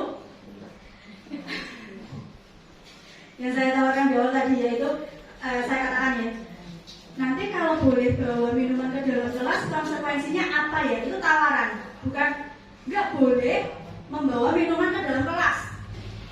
Itu nanti bikin basah atau bikin kotor. Nah, itu namanya paksaan. Tidak boleh paksaan. Tapi yang paling bagus adalah kita menawarkan. Menuntut untuk melihat keadaan diri, lalu mencari kebutuhan dasar yang mendasari tindakan. Fokus pada karakter, bukan tindakan. Jadi yang kita unggulkan adalah karakternya, bukan tindakannya. Lalu menguatkan dan fokus pada solusi. Jadi Bapak Ibu, ketika ada permasalahan, kita harus fokus pada solusinya, bukan fokus pada permasalahannya. Seperti itu. Lalu perbedaan. Contoh kasusnya, ada siswa sering tidak mengerjakan tugas atau PR. Nah, ada ada hukuman, konsekuensi dan juga restitusi. Yang harus kita gunakan adalah restitusi, bukan hukuman. Dan juga konsekuensinya di sini mengerjakan tugas atau PR saat istirahat itu juga tidak boleh, karena konsekuensi yang seperti ini terus namanya juga hukuman. Jadi ya udah, kalau kamu nggak mengerjakan tugas atau PR, kamu nanti pas istirahat harus mengerjakan. Kamu tidak boleh istirahat kalau misalkan tugas atau PR kamu belum selesai, itu namanya juga hukuman. Walaupun di sini konsekuensi, tapi itu namanya hukuman dan itu tidak diperbolehkan. Jadi ketika kita menghadapi kasus seperti siswa sering tidak mengerjakan tugas atau PR, kita harus melakukan jalan restitusi, menanyakan kenapa toh kok nggak mengerjakan tugas, kenapa toh kok tidak mengerjakan PR, seperti itu. Nah, setelah tahu apa alasannya, kita baru mencari solusi. Gitu ya Bapak Ibu. Misalkan guru terbuka dan menghormati dirinya serta orang lain. Oh iya, nggak apa-apa, tidak mengerjakan tugas. Untuk saat ini tidak apa-apa, tapi besok dikerjakan deh, supaya nilainya tidak terlalu ketinggalan. Nah, seperti itu. Jadi kita memberlakukan restitusi, bukan konsekuensi maupun hukuman. Nah, 5 posisi kontrol restitusi. Penghukum. Yang pertama ada penghukum. Guru sebagai penghukum. Benar atau tidak, Bapak Ibu? Tidak. Lalu pembuat rasa bersalah. Benar atau tidak? Benar. Karena anak mengakui dirinya. Nah, betul. Anak agar bisa mengakui apa yang dia perbuat. Misalkan salah, ya mengaku salah. Kalau tidak salah, mengaku tidak salah. Tuh. Lalu sebagai teman, guru sebagai teman, benar atau tidak, Bapak? Betul. Lalu sebagai pemantau? Betul. Manajer, guru sebagai manajer, betul tidak? Pemimpin, manajer itu pemimpin pembelajaran. Betul ya? Jadi yang tidak boleh dilakukan guru adalah penghukum. Guru tidak boleh mempunyai sifat penghukum. Tapi pembuat rasa bersalah sebagai teman, sebagai pemantau dan juga sebagai manajer itu sangat dianjurkan. Itu 5 posisi kontrol restitusi. Penerapan 5 posisi kontrol restitusi yaitu penghukum. Guru selalu patuhi peraturan saya. Kalau tidak, saya akan marah. Patuhi peraturan saya. Kalau tidak, kamu akan saya hukum. Nah, itu tidak boleh. Lalu membuat rasa bersalah. Misal ada anak yang buat kesalahan, ini harus berapa kali sih itu bilang, tolong jangan melakukan hal itu, nanti kamu celaka, atau nanti nilai kamu jadi rendah, atau nanti teman-teman kamu jadi marah, seperti itu. Itu membuat rasa bersalah. Lalu sebagai teman, guru bisa sebagai teman, yaitu untuk sharing, untuk misalkan untuk curhat. Misalkan ada anak yang bersalah, oh nggak apa-apa kok, guru juga pernah melakukan kesalahan. Jadi kamu tidak melakukan kesalahan secara sendirian gitu. Jadi semua orang tuh pernah berbuat salah, jadi nggak apa-apa. Kamu berbuat kesalahan seperti ini nggak apa-apa. Yang penting lain kali jangan diulangi. Seperti itu. Lalu sebagai pemantau, ketika ada anak yang sudah melanggar peraturan, guru itu boleh memantau. Terus lalu mengingatkan, ayo kemarin ingat nggak keyakinan kelas kita itu seperti apa? Kalau membuang sampah sembarangan seperti apa? Itu salah satunya guru sebagai pemantau. Lalu sebagai manajer, contohnya, apakah kamu tahu apa kesalahan kamu? Lalu kira-kira apa yang bisa kamu lakukan untuk memperbaiki kesalahan kamu? Nah, itu sebagai manajer. Lalu keyakinan kelas. Mengapa keyakinan kelas itu harus ada? Dan mengapa tidak peraturan kelas saja? Karena kalau keyakinan kelas itu akan tertanam pada diri anak dan akan selalu diyakini oleh anak. Karena itu merupakan kesepakatan yang dilakukan oleh anak dan juga guru sebagai siswa dan guru. Loh, kenapa kok nggak peraturan kelas saja? Karena kalau peraturan itu otomatis yang membuat itu jadi gurunya. Dan peraturan itu sifatnya memaksa. Tapi ketika itu keyakinan, berarti apa yang ada di dalam diri anak diyakini dan dilakukan. Itu salah satu motivasi intrinsik juga. Nah, contohnya, mengapa kita memiliki peraturan tentang penggunaan helm ketika berkendara kendaraan roda 2? Kenapa kita harus pakai helm Bapak Ibu ketika kita mengendarai motor? Kenapa Bapak Ibu? Keselamatan. Nah, biar tidak ditilang, biar untuk keselamatan, biar kepalanya aman. Misalkan ada burung lewat, ketabrak, kita aman Bapak Ibu. Nah, ketika ada burung yang terbang, ini burung-burung loh ya, burung hewan loh ya, terbang. Kadang ada burung kertas, ada burung robot Bapak Ibu. Kadang ada anak yang pakai burung ya robot-robotan itu kan enggak, terbangnya enggak, nabrak kepada harus benjol kayak gitu. Makanya kita harus pakai helm sama seperti di sekolah. Kenapa harus ada keyakinan kelas? Supaya anak-anak itu juga tidak berlaku seenaknya sendiri. Itu yang pertama. Lalu mengapa kita memiliki peraturan tentang penggunaan masker dan mencuci tangan setiap saat? Nah, menjaga kebersihan, biar tidak kuman dan penyakit. Ketika kita makan tangan kita kotor, habis itu apa? Diare. Seperti itu. Jadi sama seperti keyakinan kelas. Kenapa kita harus ada keyakinan kelas? Supaya anak-anak juga merasa aman dan nyaman ketika berada di sekolah.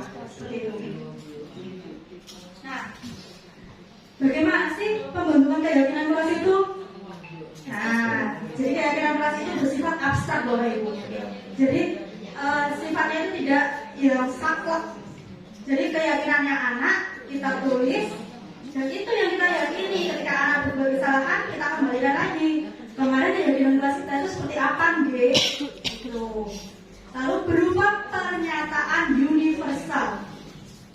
Jadi tidak hanya kita sebagai guru yang memutuskan. Jadi universal, semua orang itu berhak memutuskan. Semua warga sekolah, baik itu kepala sekolah, guru, siswa, komite dan lain sebagainya. Tapi kalau hanya di kelas ya guru dan siswa, gitu ya. Lalu dibuat dalam bentuk positif. Dibuatnya itu bentuk positif bukan negatif. Supaya apa? Motivasi intrinsiknya itu keluar. Lalu sedikit saja agar mudah diingat. Apalagi kita di SMP ya Bapak Ibu, ingatan anak kan terbatas. Jadi keyakinan kelasnya itu juga tidak usah banyak-banyak. Nanti malah lupa, malah nggak diyakini gitu. Nah, nggak jadi diterapkan di umur. Lalu sesuai dengan kondisi kelas dan sekolah agar mudah diterapkan. Jadi kita ketika membuat keyakinan kelas, kita harus mengetahui dulu, oh kondisi murid itu kaya opo, kebutuhan murid itu kaya opo, kondisi sekolah mungkin piye ya gitu. Jadi kita harus memandang itu juga ketika kita mau membuat keyakinan kelas. Lalu semua warga kelas atau sekolah dilibatkan saat pembuatan. Gitu. Ketika membuat keyakinan, yang ada di dalam kelas itu harus terlibat dan menyetujui. Kalau tidak disetujui, ya tidak bisa dibuat keyakinan. Seperti itu. Nah, ini ada segitiga restitusi Bapak Ibu. Tidak terlalu kelihatan ya, nama kecil. Nah, segitiga restitusi itu kegunaannya adalah menstabilkan identitas. Nah, kita harus menstabilkan identitas dulu. Ketika kita menghadapi anak yang bermasalah, kita harus menstabilkan identitas dulu. Dengan misalkan kata-katanya, kita semua akan melakukan hal terbaik yang bisa kita lakukan. Contoh kata-katanya seperti itu. Jadi misalkan saya berbuat kesalahan, terus ada umur atau Bu Sulis tanya, loh, kenapa? Ada apa? Nah, seperti itu. Ini Bu, tadi ada ini, ada masalah ini. Tadi misalkan Pak Rambat nyontek pekerjaan saya Bu, gitu. Nah, terus nanti Bu Mur dan Bu Sulis akan lari ke Pak Rambat untuk menstabilkan identitas. Bukan Pak, ini misalkan kita siswa loh Pak Rambat. Rambat, kenapa? Gitu. Kok kamu nyontek sih? Kenapa? Gitu. Semua orang pasti pernah mencontek, tapi nggak apa-apa. Karena menstabilkan identitas. Jadi jangan menganggap murid itu, misalkan Pak Rambatnya membuat kesalahan atau saya membuat kesalahan, itu dicecar dengan pertanyaan-pertanyaan yang seperti menyalahkan, menyudutkan, itu tidak boleh. Jadi kita harus mensolidaritas. Jadi semua orang pernah berbuat salah. Nah itu contohnya itu. Terus validasi tindakan yang salah. Contohnya yang paling umum yaitu, benar nggak kamu tadi menumpahkan minumnya Bu Siska? Nah nanti kalau dia orang ya Bu, tadi ada yang lihat, misalkan Bu Merah ini lihat loh tadi. Nah ketika dia sudah menjawab, iya Bu saya tidak sengaja, berarti sudah tervalidasi, sudah ada pengakuan. Lalu yang terakhir, setelah kita tahu, setelah kita menstabilkan diri kita dan juga memvalidasi tindakan, setelah itu kita baru menanyakan keyakinan kelas. Oke, tadi kamu buat kesalahan dengan melupakan minuman. Kamu tahu nggak? Atau kamu masih ingat nggak? Keyakinan kelas kita itu seperti apa? Nah, misalnya baru saat iya Bu, kalau jalan harus hati-hati. Nah berarti dia ingat keyakinan kelas kita seperti itu. Jadi segitiga restitusi ini sangat penting ya Bapak Ibu untuk dilakukan, karena kalau kita memberikan hukuman, kita memberikan imbalan, kita memberikan konsekuensi, yang ada nanti anak itu ada yang minder, ada yang tinggi hati, ada yang rendah diri dan lain sebagainya. Tapi ketika kita menemui kesalahan anak dan kita melakukan segitiga restitusi, kita melakukan kegiatan segitiga restitusi ini, insya Allah anak akan mau mengakui atau mempertanggungjawabkan apa yang mereka lakukan. Seperti itu. Nah, dalam penerapan program disiplin positif, hendaknya atau alangkah baiknya guru memiliki standar kepribadian, profesional, dan sosial yang baik. Nah, kepribadiannya juga harus baik dulu biar bisa dicontoh oleh anak-anaknya. Lalu kita juga harus profesional. Dan yang paling penting adalah sosial yang baik. Sosial antara guru dengan guru, guru dengan anak, guru dengan wali murid, seperti itu. Itu harus baik dulu supaya anak-anak juga bisa meyakini keyakinan kelas kita dan melakukan kegiatan budaya disiplin positif, di mana guru mampu berefleksi pada posisi kontrolnya saat ini. Nah, kita harus tahu posisi kontrol kita itu sebagai apa? Apakah sebagai penghukum, pemantau, sebagai teman, pembuat rasa bersalah, atau sebagai manajer. Kita harus bisa menempatkan diri kita pada posisi kontrol kita masing-masing. Seperti itu.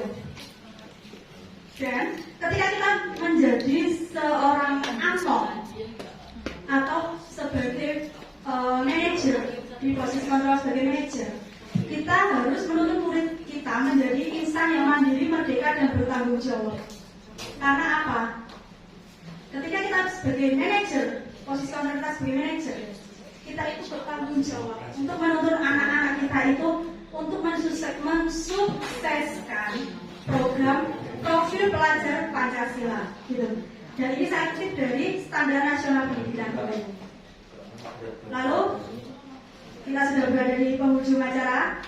Acara saya maksudnya acara inti ya, bukan acara keseluruhan, yaitu saya berharap sesi belajar kita ini pada hari ini dan penyebaran pemahaman saya tentang budaya disiplin positif di sekolah itu bisa membawa manfaat bagi kita semua, baik itu rekan guru, baik itu dewan guru, baik itu kepala sekolah, wakil kepala sekolah, warga sekolah yang lain, termasuk juga murid, itu dapat mewujudkan siswa yang berprofil pelajar Pancasila, karena itu yang selalu kita gaungkan.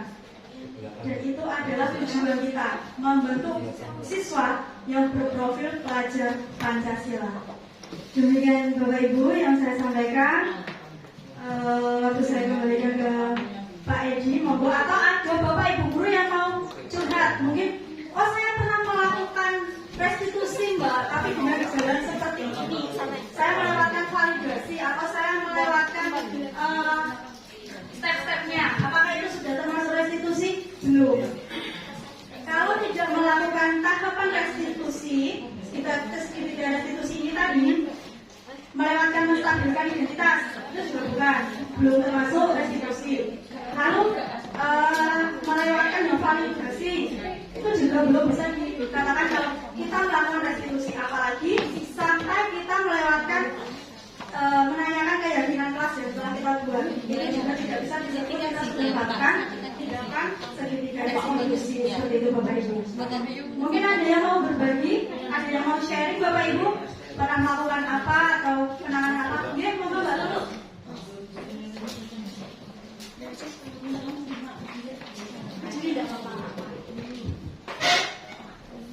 Baik, terima kasih kepada Bu Siska atas kesempatan yang telah diberikan.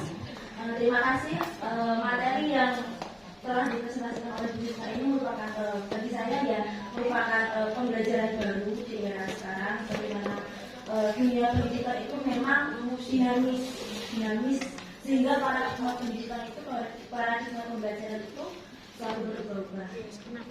Yang telah dijelaskan oleh Bu Siska tadi kan mengenai disiplin positif dan juga motivasi. Bagaimana menunjukkan segi intrinsik, unsur intrinsik dari disiplin dan motivasi pada diri siswa. Jadi disiplin itu dari dalam diri, ya bukan dari luar karena luar karena apa. Nah di sini saya ingin bertanya ya Bu Siska kan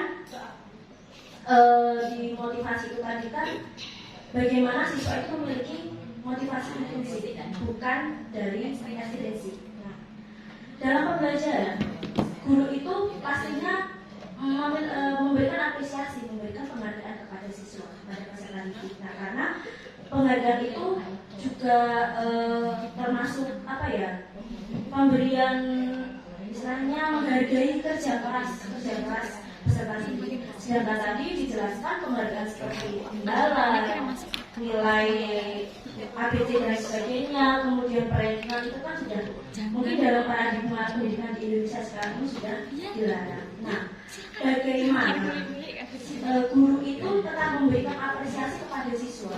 Padahal kan itu penting ya, karena pembelajaran mungkin kalau yang saya pelajari dari mulai saya S1 dan sampai sini kan pembelajaran Indonesia itu sudah mulai merangkak ke pembelajaran evolusi 5.0, di mana pembelajaran karakter dan problem solving dan gencar-gencarnya diterapkan di sekolah-sekolah mulai dari tingkat dasar sampai perguruan tinggi. Bagaimana? Pertanyaan saya ya, bagaimana cara lain untuk mengapresiasi kerja keras siswa? Karena itu penting. Seperti itu. Jadi, terima kasih.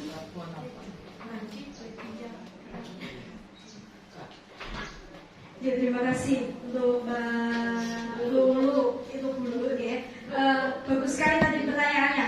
Ya, bagaimana cara kita untuk mengapresiasi anak ketika anak ibaratnya sudah melakukan hal yang terbaik itu ya Mbak Lulu ya. Terus bisa berprestasi dan lain sebagainya. Oke, kalau untuk prestasi Mbak Lulu di setiap bidang itu berbeda-beda. Kalau misalkan di sekolah, ini ya saya bahas di sekolah saja dulu ya. Kalau mungkin untuk tingkat olimpiade, untuk tingkat ini, mungkin nanti akan ada apresiasinya seperti uang pengembangan diri, lalu ada piala, piagam, lalu ada penghargaan yang lainnya itu pasti ada. Nah, tapi kalau di sekolah itu sebisa mungkin kan tidak ada penghargaan. Ada penghargaan, tapi tidak ada imbalan. Nah, misalkan dengan cara apa? Kalau dulu kan, tadi kan saya sudah bercerita ya. Kalau dulu itu saya mengapresiasi anak dengan memberikan roti, atau memberikan susu, atau memberikan permen gitu ya. Saya lakukan dulu itu seperti itu. Tapi untuk sekarang ternyata itu tidak boleh dulu. Pemberian nilai yang bagus, misalkan, oke, kalau bisa maju akan saya beri nilai 100 atau nilainya A, itu nggak boleh. Itu namanya kita itu ya seperti kata tulis iming-imingi, akan menunjukkan motivasi ekstrinsik. Jadi tidak dari dalam diri. Oh, berarti aku udah maju. Udah maju nilaiku pasti apik. Gitu. Itu tidak boleh. Jadi kita mengapresiasi anak ketika di dalam kelas yaitu dengan ya bagus sekali, ya sudah benar. Itu sebenarnya sudah apresiasi baru sudah penghargaan bagi anak. Tapi mungkin kalau untuk anak-anak di sekolah kita mungkin beda ya, beda kalau nggak ada ujungnya ya tidak paham. Tetapi yang diinginkan dari program ini adalah budaya positif ini kita tidak mengiming-imingi anak. Jadi ketika nantinya ke depannya itu kita misalkan ada anak yang adakan yang bisa mengerjakan soal ini ke depan, terus anak maju kan atas keinginannya sendiri Mbak. Nah itu sudah menimbulkan motivasi intrinsik. Tapi Tapi ketika nggak ada yang maju, terus kita, kok nek maju tak kayak nilai 100, atau nanti kalau maju akan saya berubah. Itu namanya kita meningkatkan motivasi, tapi secara ekstrinsik, itu tidak boleh. Tapi ketika penghargaan itu nanti ketika di satu kelas yang baru, misalkan kelas saya, nanti ada anak yang prestasinya benar-benar bagus, sedang, menengah, ke bawah dan lain sebagainya. Karena kan dalam satu kelas tidak mungkin sama, apalagi yang anak tunanetra dan sindrom itu kan sangat-sangat berbeda. Itu mungkin nanti apresiasinya bisa dikasih ketika kita selesai pembelajaran. Misalkan ketika setelah penerimaan rapor, apresiasi kita, misalkan ada satu nilainya yang terbaik, kita kasih buku, semuanya juga dikasih buku agar menghargai, seperti tadi, menghargai perasaan dan tidak merusak mental tadi, seperti itu. Jadi ketika kita nanti memberikan, ya bagus sekali, oke selamat, nanti misalkan Wawan gitu ya, oke Wawan bagus sekali, sudah mau maju, sudah mau ini untuk kamu. Nah misalkan ini ada permen untuk Wawan karena Wawan sudah berani maju ke depan untuk mengerjakan tugas, itu ya tidak. Tapi ketika kita seketika itu juga bisa maksudnya memberikan apresiasi nasihat, ya bagus sekali, pintar, ya yang lain ada lagi yang ingin seperti Mas Wawan, katakanlah, itu tidak apa-apa. Yang penting bukan imbalan atau iming-iming barang atau nilai yang bagus, seperti itu. Misalnya, ya kok saya tak kayak ini sih Mas Wawan tak liyane orang. Nah itu sudah menjatuhkan mental, gitu, sudah merusak mental. Monggo Mbak Lulu ada yang ditambahkan? Baik, terima kasih Bu Siska atas penjelasannya. Berarti guru itu secara tidak langsung ya tetap harus memberi setiap apa yang dikerjakan siswa tadi, berarti harus memberikan feedback. Berarti intinya itu nih, memberikan feedback. Oke, baik, terima kasih Bu Siska atas penjelasannya. Terima kasih. Iya, sama-sama Mbak Lulu. Monggo, atau ada yang mau sharing-sharing di kelas itu ada siswa saya yang seperti ini. Di kelas itu ada siswa saya yang seperti itu. Gimana ya caranya ya? Gitu kita bisa pecahkan secara bersama-sama. Mungkin juga ada Pak Edi, ada Bu Putri dan Bu Tuti, dan juga ada guru-guru yang senior di sini. Mungkin nanti bisa sharing-sharing. Ngatan ya?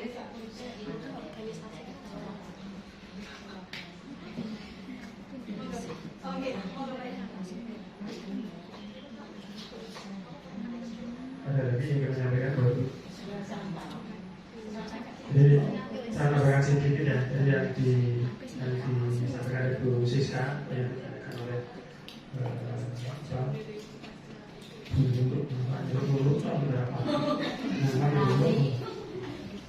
itu bagaimana kita menumbuhkan motivasi yang diprestasi.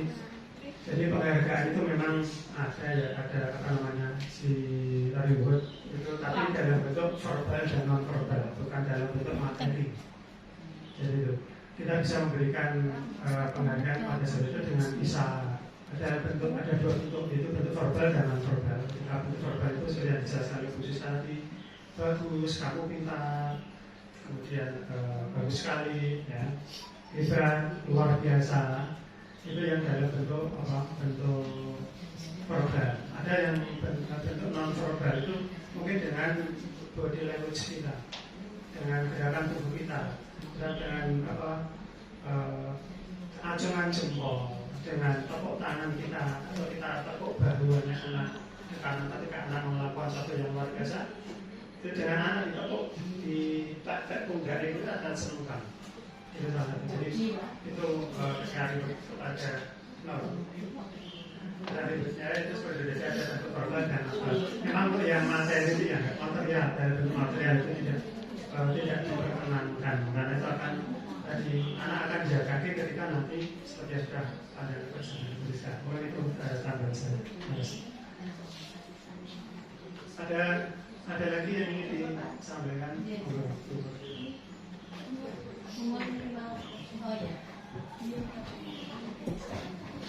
Terima kasih atas kesempatan yang diberikan kepada saya.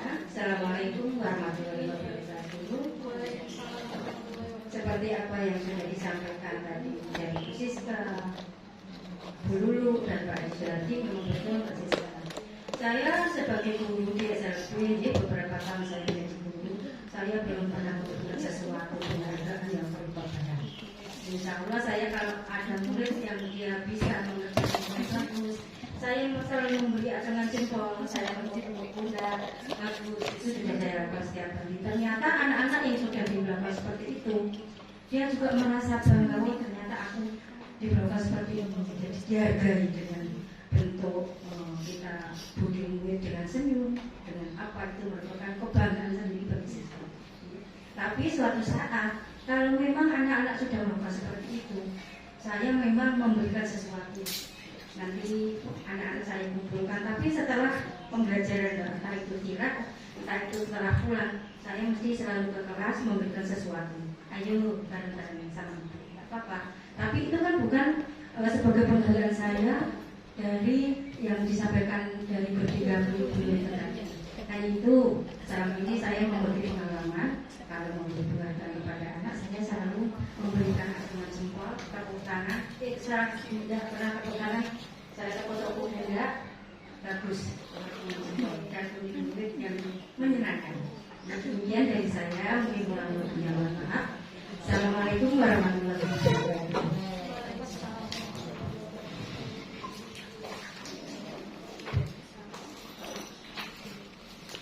Masih ada lagi?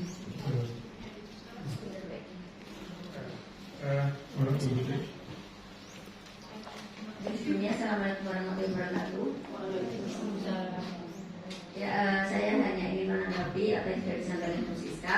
Tadi bagus sekali mengenai materi yang disampaikan bahwa mengenai budaya disiplin positif sekolah. Jadi untuk era pendidikan sekarang Bu Siska. Kemudian tadi sudah dijelaskan bahwa konsep disiplin dengan berbagai pendekatan yang memang itu fokus pada solusi, problem solution, sehingga itu tidak membuat mental siswa itu down. Saya sangat setuju sekali.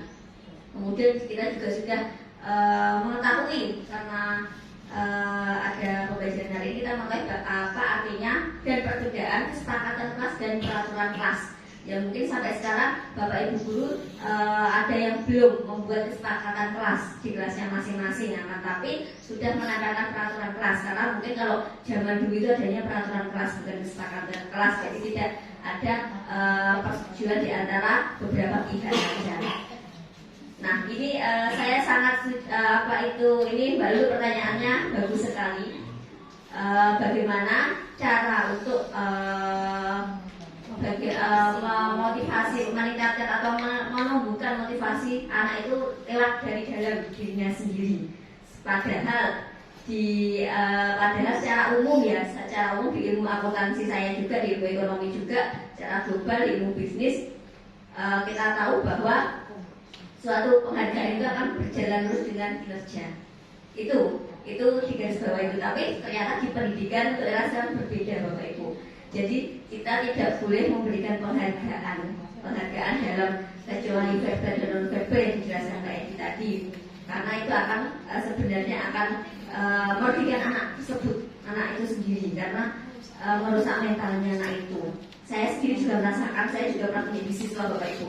Ternyata pendidikan yang dulu sama berbeda. Kalau dulunya itu saya dulu tuh ada guru matematika saya itu selalu menyuruh saya maju, langsung ditunjuk langsung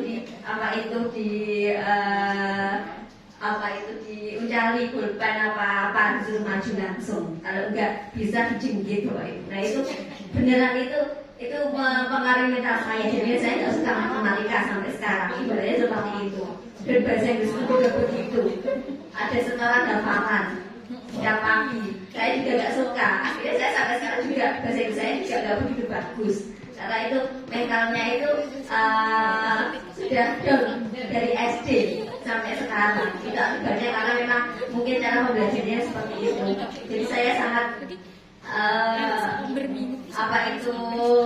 bagus sekali pertanyaan Mbak Lumi tadi karena menjelaskan kita sebagai Bapak Ibu guru bagaimana sikap kita di kelas untuk menumbuhkan motivasi anak ini seperti apa, sehingga tidak menjatuhkan mental anak-anak, apalagi kita mengatasi anak-anak yang berkebutuhan khusus. Kemudian Bu Mur juga tadi sangat bagus sekali sharing yang sudah ada, dan ternyata Bu Mur sudah juga tidak disangka ibu sudah melakukan biaya distribusi di sekolah, tidak sengaja, ternyata sudah betul untuk tindakan atau kesepakatan kelas atau caranya mengajar di kelas itu seperti apa sudah betul dengan era pendidikan sekarang. Nah mungkin itu saja Bu Zizka untuk tambahan saya, dan Bapak Ibu guru ini tadi memang calon CGP atau calon guru penggerak ini merupakan salah satu program dari pemerintah di mana sebenarnya ini sangat memberikan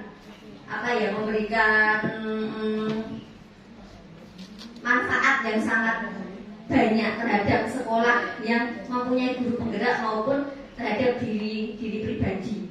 Nah ini sekolah SRBC juga alhamdulillah ini ada salah satu guru penggerak yaitu Bu Siska, dan itu sekabupaten Sragen yang dari SRB itu hanya Bu Siska. Jadi apresiasi untuk Bu Siska, tepuk tangannya. Ini sangat luar biasa. Saya harap ini memotivasi Bapak Ibu guru semuanya yang masa kerjanya mungkin masih bisa memenuhi, monggo segera derek, segera daftar, karena manfaatnya sangat banyak. Kalau untuk PNS mungkin nanti bisa melanjutkan karir menjadi kepala sekolah atau pengawas. Dan untuk yang non ASN tadi sudah dijelaskan juga bahwa nantinya akan bisa ikut sertifikasi dari jalur yang lain. Ada jalur khusus yang nanti mungkin langsung ada tolnya, langsung bisa mendapatkan sertifikasi seperti itu. Amin. Semoga Bapak Ibu guru yang ini yang masih muda-muda ini juga ini yang belum mungkin sampai tahun ini terkendala NUPTK ya. NUPTK nanti tahun ini insya Allah yang kemungkinan kayak Bu Rifa, Bu Era, yang B sama Pak Roni itu yang belum dapat, nanti tahun ini insya Allah dapat nanti dan segera daftar, karena memang ini untuk SRB ini hanya beberapa, dalam arti masih sedikit dan masih banyak kuota otomatis. Jadi monggo segera mendaftar untuk yang sudah memiliki NUPTK. Saya aja ingin daftar Bapak Ibu kalau sudah memiliki NUPTK, tapi sampai saat ini saya belum memiliki NUPTK karena saya sadar bahwa materi-materi yang disampaikan oleh narasumber ke CGP itu sangat bagus sekali mengenai bagaimana memanajemen sekolah, karena memang dididik untuk dipersiapkan menjadi kepala sekolah. Mungkin Bu Siska nanti masih muda, masih panjang sekali masa kerjanya. Nanti kedepannya mungkin dia akan jadi PNS, langsung bisa menjadi kepala sekolah Bu Siska. Tujuannya CGP itu salah satunya adalah untuk mempersiapkan menjadi kepala sekolah. Jadi di situ ada materi mengenai visi misi, bagaimana cara membuat visi misi sekolahan, bagaimana cara untuk memanajemen suatu sekolah seperti itu. Jadi monggo saya harap Bapak Ibu yang masih bisa, dalam arti masih memiliki persyaratan yang sudah cukup, monggo segera mendaftar, karena kesempatan tidak datang dua kali seperti itu. Jadi jangan sampai menyesal.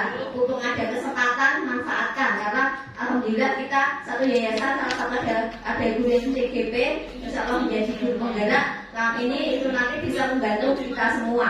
Manfaatkanlah apa yang ada, keluarlah dari zona nyaman Bapak Ibu agar bisa lebih baik lagi, karena ketika kita tidak keluar dari zona nyaman nanti kita akan tidak bisa lari, akan berjalan di tempat.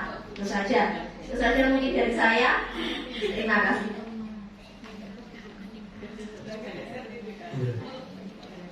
Wah, ini saya perhatikan tadi kita besok daftar. Jadi untuk yang mendaftar ini angkatan 9, angkatan 8 sebenarnya belum, angkatan 8 sudah selesai, angkatan 9 ini masih sementara tapi ketika angkatan 8, 9, 10 itu dibuka ketika akhir September kemarin. Jadi akhir September kemarin itu daftar untuk yang angkatan berapa. Untuk yang saat ini angkatan 9 untuk yang CDD. Yang perlu saya sampaikan Bapak Ibu, yang kaitannya dengan di Jawa Tengah, khususnya ada di bawah Pemprov Jawa Tengah itu ada 211 yang nominasi untuk calon kepala sekolah dari SMA, SMK, SLB. SLB-nya cuma 1. Jadi SLB di Bali. Ini kemarin sudah diumumkan, jadi nama-nama yang sebagai nominator ini jadi nominasi bisa menjadi kepala sekolah itu yang sudah lulus di guru penggerak angkatan-angkatan yang terdahulu. Jadi itu sudah ada di sini ada 211. Setelah saya cek itu hanya satu dari SKB Negeri Islam. Jadi itu apa namanya untuk kegiatan ini. Saya dulu pernah daftar, ketika di angkatan 4 saya daftar, tapi saya nggak lanjut karena saya berbenturan dengan kegiatan yang di Kementerian KPDB. Jadi saya daftar nggak saya lanjutkan. Jadi ada pengumumannya ada tidak lolos angkatan 4. Karena nggak lolos karena saya nggak lanjut di karena saya berbenturan dengan di nama nggak boleh double. Waktu itu jadi IN di kursus nggak bisa. Jadi Bapak Ibu monggo nanti yang masih ada 10 tahun masa kerja itu bisa mendaftarkan diri.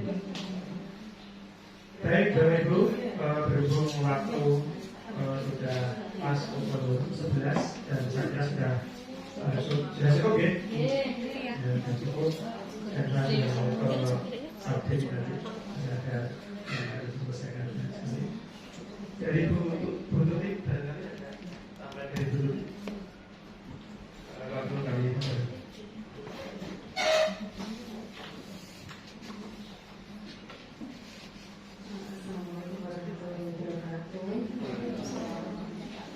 terima kasih kepada Ibu Sisla dan Bapak Ibu semua yang telah mengikuti kegiatan tadi presentasi kasih nyata CGP. Saya harap tidak jauh dengan Bu Putri, saya harap untuk Bapak Ibu semua agar mempunyai semangat baru, jangan loyo, terutama yang sudah sertifikasi silahkan untuk mendaftar CGP dan Bapak Ibu semua tadi sudah menjelaskan yang belum sertifikasi bisa mengikuti nanti ada jalur khusus atau jalan tol untuk mendapatkan sertifikasi. Bagi Bapak Ibu guru yang ASN yang masih mempunyai masa kerja juga jangan patah semangat. Umur sepertinya masih bisa ya. Yang bisa negosiasi sama ternyata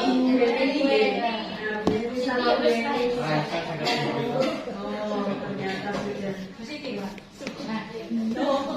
tetap semangat Bu Yeni masih bisa. Ayo Bu Yeni.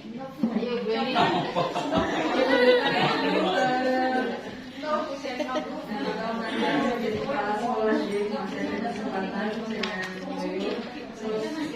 kemudian ini sekalian jadi nanti akan dijelaskan.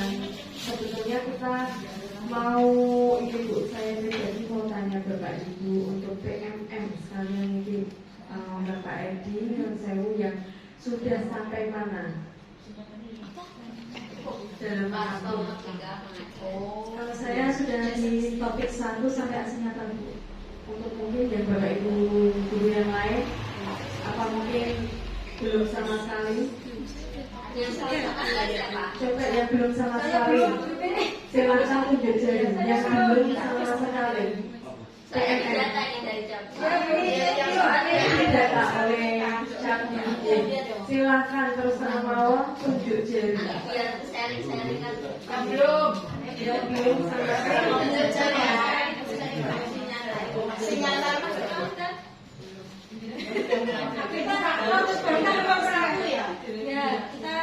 Kita baru satu karena kalau saya sebenarnya sudah ke topik-topik yang lain, tapi untuk aksi nyatanya belum semua.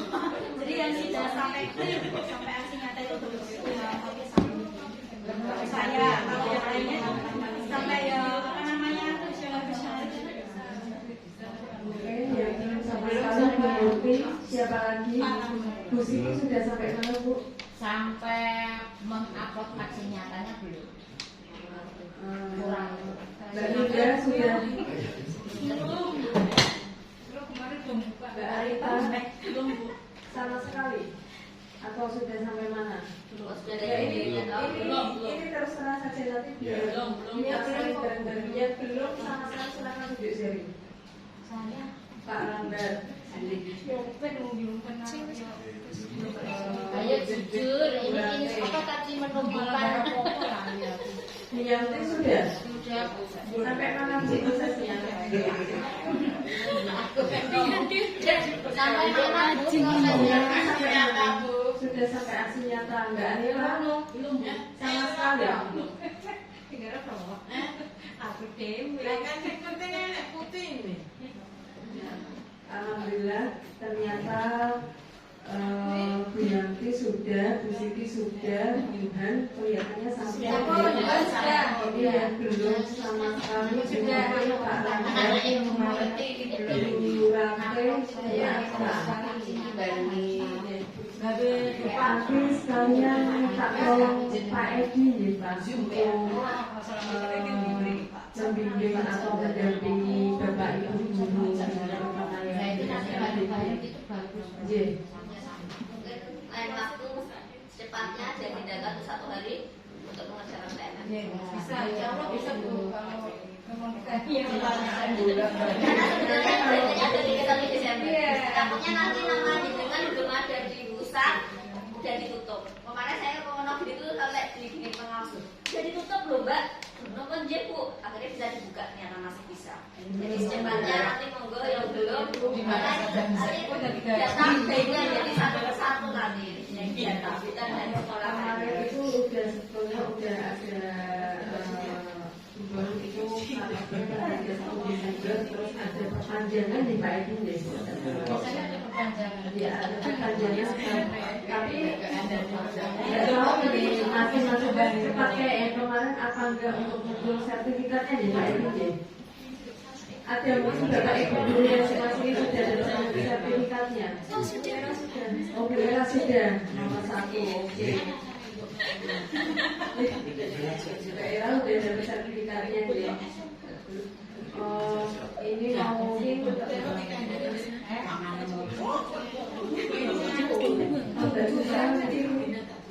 dulu videonya lihat dulu. baca caranya.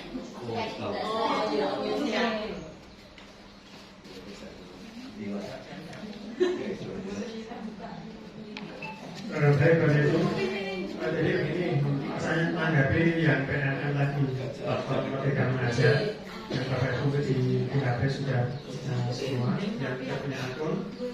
Jadi apa namanya?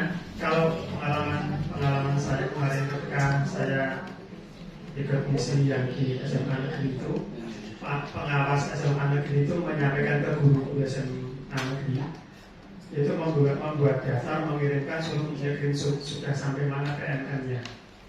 Jadi itu kalau sudah nanti kalau untuk mengetahui di mana sampai di mana kita belajar itu yang sudah kita itu sudah tuntas nanti akan tercentang hijau. Kalau belum tercentang hijau itu berarti kita belum tuntas, harus kita lewati. Jadi caranya untuk mengetahui oh ini sudah centang itu di misalnya topik mengenal diri dan perannya sudah dipendidik misalnya ada sudah mulai latihan pemahaman, sudah mulai proses ya itu kalau sudah kita lalui nanti tercentang hijau. Kalau belum tercentang itu berarti kita belum bisa lanjut ke materi yang lain. Itu boleh nanti kita bisa bahas bersama karena kita bisa ngecek itu sudah berapa persen sekolah kita yang sudah mengerjakan dari sekian orang. Kemarin saya ketika di SMA Negeri Mall waktu itu pengawas itu ini SMA Negeri Mall masih banyak yang belum pakai protes semua gurunya. Pak sudah mengerjakan semua Pak, saya tanggal kapan itu tanya pas saat itu sudah langsung saya bukakan progresnya atau tadi sama Pak Tri Hartanto yang pengawasnya paling progres yang dari ini tadi. Oh ternyata sudah semua, alhamdulillah ada tepuk tangan semua. Karena itu dituntut bahwa itu untuk melaksanakan itu. Mungkin itu tambahan dari saya dan setelah itu adalah acara kita pada pertemuan pagi hari ini kita coba sekian mudah-mudahan apa yang sudah kita dapatkan dari paparan dari Bu Siska, kemudian ada dari Bu Tuti, ada dari Bu Putri, dan dari Bapak Ibu semua yang akan bisa berpartisipasi pada siang hari ini karena bisa menjadi ilmu yang bermanfaat bagi kita, tambahan pencerahan ilmu yang baru sehingga kita akan motivasi berarti untuk mengembangkan ini kita bersama mengembangkan kita sebagai pendidik, sebagai insan penanggung pendidikan bagaimana yang dinamakan oleh undang-undang. Demikian mari kita akhiri kegiatannya dengan baca hamdalah. Demikian, Assalamualaikum warahmatullahi wabarakatuh.